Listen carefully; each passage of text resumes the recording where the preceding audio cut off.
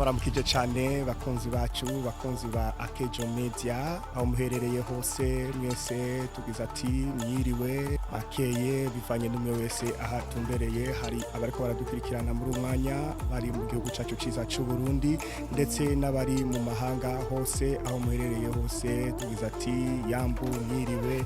umeze neza nkuko bisanzwe ku izina banyita Ndikwigize Samuel urashobora kunyita NS canke Sami behind the camera canke inyuma ya kamera turi kumwe na Jasniro Pro. Bimwe mu biganiro bigiye kuzabiraca kuri Akejo Media hazobaho ibiganiro bijanye no gufasha imfuvyi n'abapfakazi ndetse habeho n'ibiganiro bizoza byerekana impano z'abaririmbyi baririmba gospel music eka tutibagiye n'impano z'abantu batandukanye bongaha haba ugwaruka canke abantu bakuze mu Burundi no hanze sivyo gusa hazobaho ukurikirane bw'ibiganiro byinshi bizoza biracako kuri Akejo Media turi kumwe rero mwese turabasezeye tubifuriza kubandanya no kurikirana kuri YouTube channel yacu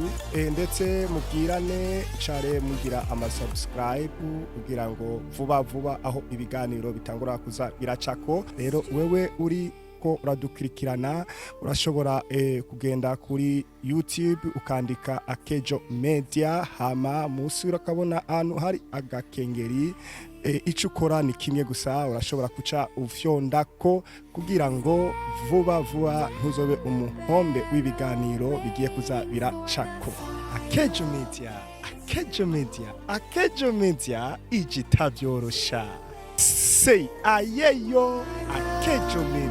Akejo Media vuba igiye kuziraba ibiganiro byinshi igisabwa nuko woba hafi ya YouTube channel ya Akejo Media wowe utaragira sabone utaragira subscribe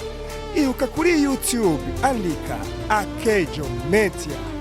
hama urabona akantu kameze nk'ikengeri uce ufyondako aho uzoborosa amahirwe yo kuba umuntu wa mbere azoza arabona ibiganiro byose bizoza biraca kuri Akejo Media ayeyo.